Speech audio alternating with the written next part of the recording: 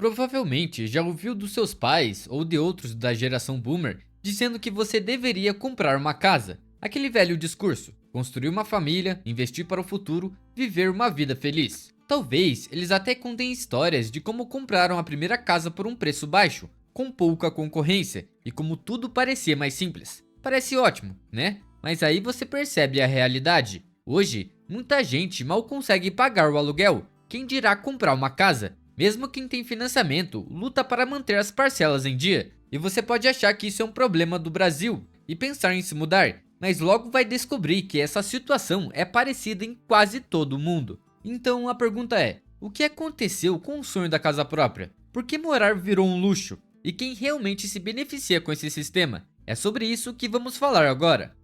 Parte 1: Quando as casas deixaram de ser lares.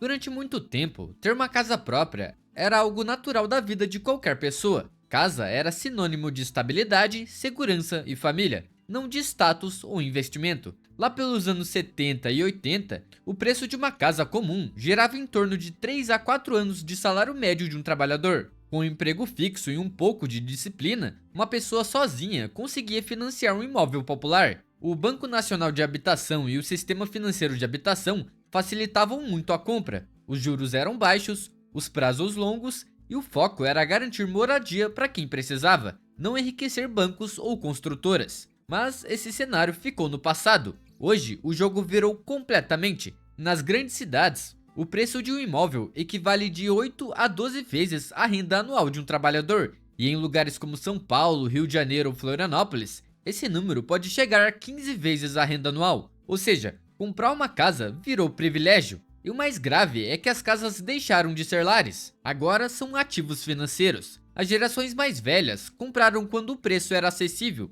e com o tempo viram os imóveis se multiplicarem de valor. Muitos herdaram terrenos ou apartamentos e começaram a lucrar com aluguel e revenda, em vez de morar neles. Foi assim que nasceu a mentalidade de que o imóvel é um investimento garantido. As construtoras perceberam isso e começaram a lançar imóveis cada vez menores, mas com fachada de luxo, estúdios com academia, rooftop e portaria 24 horas. Não porque as pessoas precisavam disso, mas porque rende mais por metro quadrado. O mercado imobiliário se modernizou, mas as casas simples e acessíveis praticamente sumiram. Hoje, quem tenta comprar um lar precisa competir com fundos imobiliários, investidores e empresas que compram dezenas de imóveis só para especular. E nessa disputa, os preços disparam enquanto os salários continuam parados. O resultado é um dos maiores absurdos da nossa geração: trabalhar a vida inteira e ainda assim não conseguir comprar o próprio teto. O que antes significava construir uma vida, virou esperar o imóvel valorizar para vender. E quando o lucro passou a valer mais que o lar, o verdadeiro significado de ter uma casa se perdeu para sempre. Parte 2: Por que os preços continuam subindo mesmo quando ninguém está comprando? De primeira, parece óbvio: se as pessoas estão comprando menos imóveis, os preços deveriam cair, certo? É assim com quase tudo. Se as pessoas não compram o celular, o valor dele cai. Mas no mercado imobiliário, as coisas não funcionam assim. Mesmo com menos compradores, os preços continuam subindo e existem vários motivos para isso. O primeiro motivo é burocracia demais e leis que pararam no tempo. Grande parte das cidades do Brasil está presa a regras antigas, cheias de burocracia e sem lógica para a realidade atual. Essas leis de zoneamento determinam o que pode ser construído em cada área, se pode prédio, quantos andares, o tamanho mínimo do terreno, se é área comercial ou residencial. O problema é que essas regras não acompanharam o crescimento das cidades. Enquanto cada vez mais gente se muda para regiões urbanas, as prefeituras continuam limitando novas construções em áreas centrais, onde já existe tudo: transporte, escola, hospital e emprego. Em muitos bairros é proibido construir prédios ou moradias populares, o que reduz a oferta e deixa os preços lá em cima. E para piorar, tem um velho problema da especulação imobiliária. Muitos donos de terrenos simplesmente não constroem nada, preferem deixar o espaço vazio, esperando o preço do metro quadrado subir sozinho. É o famoso deixar parado para valorizar. Enquanto isso, a cidade se expande para longe, o trânsito piora e o sonho da casa própria vai ficando cada vez mais distante. O segundo motivo é que construir é caro, demorado e cheio de riscos. Levantar um prédio ou um condomínio é quase uma maratona. Você precisa lidar com licenças, alvarás, fiscalizações e qualquer erro pode parar a obra por anos. Além disso, o custo dos materiais disparou. Cimento, ferro, vidro, acabamento, tudo ficou mais caro. A falta de mão de obra qualificada e os encargos trabalhistas também pesam no bolso das construtoras. Aí, quando finalmente conseguem construir, vem a pergunta: vale mais a pena vender 100 apartamentos populares ou 20 apartamentos de luxo? Bom, financeiramente, o de luxo dá mais lucro. Por isso, as construtoras priorizam empreendimentos caros, com fachada premium e nome em inglês. O resultado? As moradias acessíveis somem do mapa e só quem tem muito dinheiro consegue comprar. E o terceiro motivo são os imóveis fantasma. Pode acreditar, eles existem e são um problemão. Em várias cidades, há prédios inteiros comprados por investidores que nunca pretendem morar neles. Os apartamentos ficam fechados, vazios, só esperando o bairro valorizar para vender mais caro depois. Esses são os famosos imóveis fantasmas, ou como muita gente chama, casa zumbi. Enquanto milhares de famílias não têm onde morar, apartamentos de luxo ficam trancados sem uso algum. O resultado é um paradoxo cruel. Tem imóvel sobrando, mas moradia faltando. Esses imóveis parados não entram no mercado de aluguel nem de venda, o que diminui artificialmente a oferta e mantém os preços altos, mesmo quando parece que ninguém está comprando. Parte 3. O dono de aluguel é um fundo de investimento.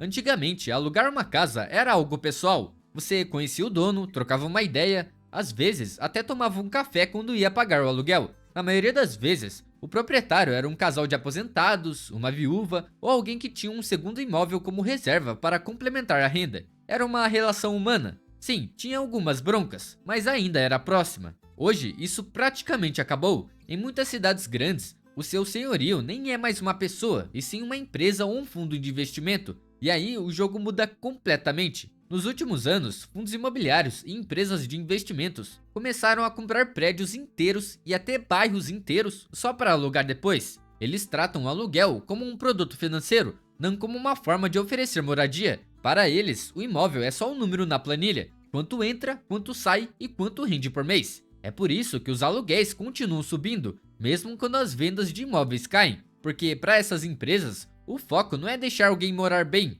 é lucrar o máximo possível. O imóvel virou um ativo, e quem só quer um teto para viver acaba competindo com gente que nunca vai morar ali. Antes, você disputava um apartamento com outra família, que também queria morar ali. Hoje, você compete com fundos que compram 20, 50, até 100 imóveis de uma vez só. Eles pagam à vista, reformam tudo e depois colocam o aluguel lá em cima. E claro, quem paga o preço é o inquilino. Mesmo pequenos investidores estão entrando nesse jogo. Gente que compra 1 ou 2 imóveis para viver de renda passiva. Hoje, 1 em cada 4 imóveis vendidos nas capitais é comprado por investidores e não por famílias. O resultado é previsível. Quanto mais o lucro cresce, mais a moradia some. Quem só quer um lar de verdade fica sem chance, porque está concorrendo com quem não precisa de um teto, só de retorno financeiro. A situação fica ainda pior com o avanço do Airbnb e de outras plataformas parecidas. A ideia, no papel, parece boa. O dono aluga o imóvel por alguns dias, ganha uma renda extra e o turista paga menos que num hotel. Mas o efeito colateral disso é muito grande. Muitos apartamentos que antes eram alugados para moradia fixa viraram pousadas disfarçadas. Tem prédios inteiros transformados em hospedagem temporária, o que diminui a oferta do aluguel tradicional. E quando tem menos oferta, os preços sobem. Simples assim. Cidades como Lisboa, Barcelona e Buenos Aires já vivem isso há anos. Em Barcelona, por exemplo, a coisa ficou tão séria que os moradores protestaram nas ruas, porque o centro da cidade virou praticamente um condomínio de Airbnb. Os locais foram empurrados para longe e o custo de morar explodiu. E o Brasil está seguindo o mesmo caminho. Dos bairros turísticos de Florianópolis, Rio, São Paulo e Salvador, os aluguéis tradicionais estão sumindo, e quem precisa de um lugar fixo para morar acaba sendo aos poucos expulso das regiões mais centrais. Parte 4. Crie o problema e venda a solução. Se você já reclamou por não conseguir comprar uma casa, provavelmente alguém te respondeu algo como "é só parar de gastar com besteira" ou "trabalha mais que dá". Só que essa não é a verdadeira causa do problema. Na real, é bem mais simples e mais cruel. Os preços dos imóveis sobem muito mais rápido do que o salário das pessoas. Mesmo quando você economiza direitinho todo mês, o metro quadrado aumenta mais rápido do que o seu dinheiro rende. É como correr numa esteira que acelera sozinha. Quanto mais você corre, mais longe o objetivo fica. E o pior é que o sistema cria o problema e depois vende a solução. Sempre que a crise de moradia aperta, o governo aparece com aquele plano salvador. Programas como Minha Casa Minha Vida prometem facilitar o acesso à casa própria, juros menores, entrada reduzida, bônus para quem vai comprar o primeiro imóvel. Na teoria, parece ótimo, mas tem um detalhe que quase ninguém comenta. Essas medidas aumentam a demanda, mas não a oferta. Ou seja, mais pessoas tentando comprar as mesmas casas. E o que acontece quando tem mais comprador do que imóvel? Os preços disparam.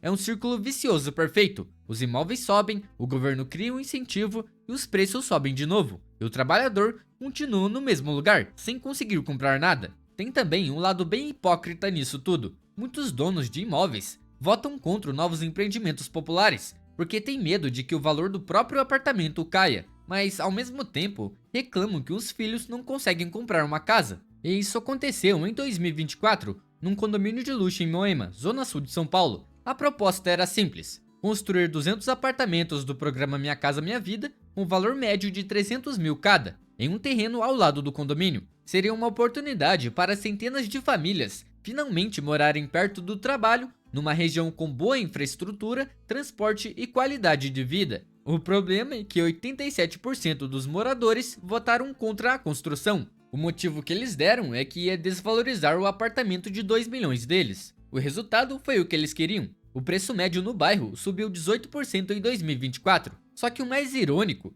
é que o filho do síndico, que mora de aluguel, admitiu que nunca vai conseguir comprar um imóvel na mesma região em que cresceu. Ou seja, as pessoas defendem a valorização do patrimônio, mas não percebem que estão empurrando seus próprios filhos para fora do bairro, e muitas vezes até para fora da própria cidade. E ainda tem o fator financiamento, que virou quase um labirinto. As regras dos bancos vivem mudando, e conseguir crédito está cada vez mais difícil. Mesmo quem faz tudo certo, guarda dinheiro, mantém o nome limpo e tenta se planejar, descobre que o financiamento virou uma prisão de décadas. Antigamente, bastava ter um emprego fixo para financiar uma casa. Hoje, os bancos pedem mais comprovantes, cobram juros maiores e complicam a aprovação. As parcelas são longas, os juros sobem com o tempo e no final você acaba pagando o dobro do preço original do imóvel.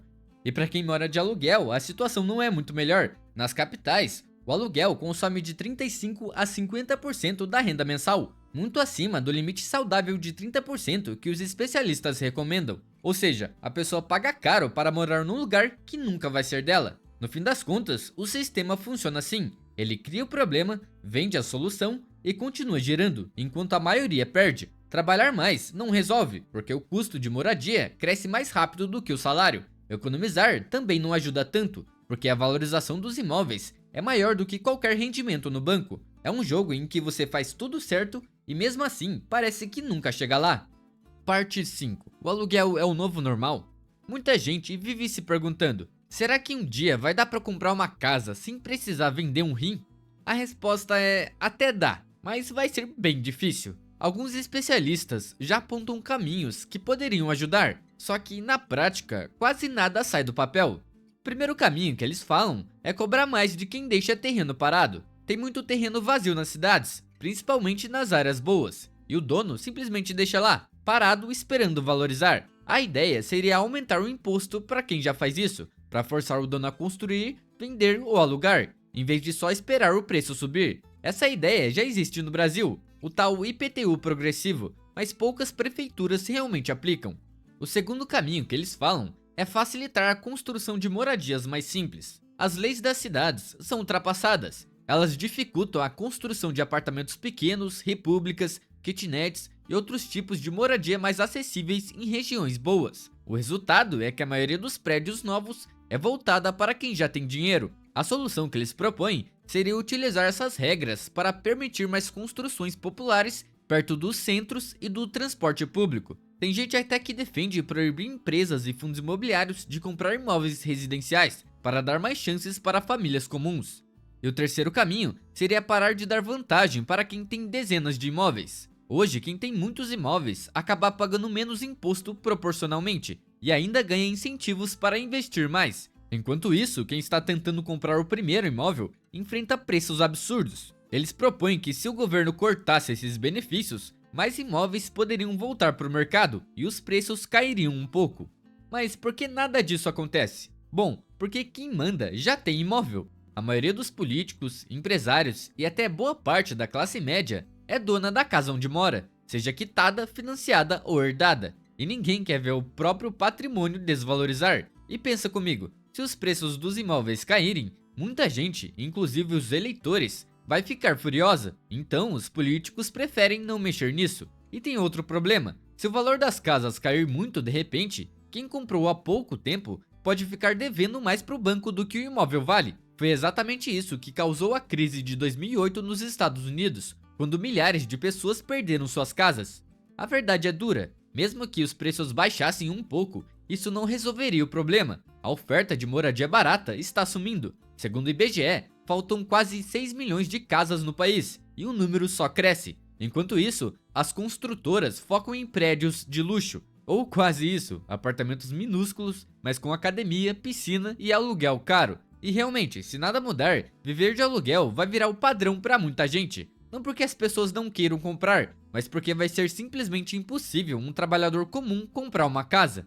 Para deixar claro, eu não sou contra comprar imóvel esperando valorização. Inclusive, em muitos vídeos meus, eu recomendo isso pois é um ótimo jeito de se proteger da inflação e gerar renda. As construtoras também não estão erradas em buscar lucro, afinal, uma empresa é para ter lucro. Porém, querendo ou não, isso encarece os preços para quem quer comprar um imóvel pela primeira vez. Bom, espero que tenham entendido os argumentos do vídeo. Se você gostou e ficou até aqui, comente Chocotone. Meu nome é Felipe e nos vemos na próxima.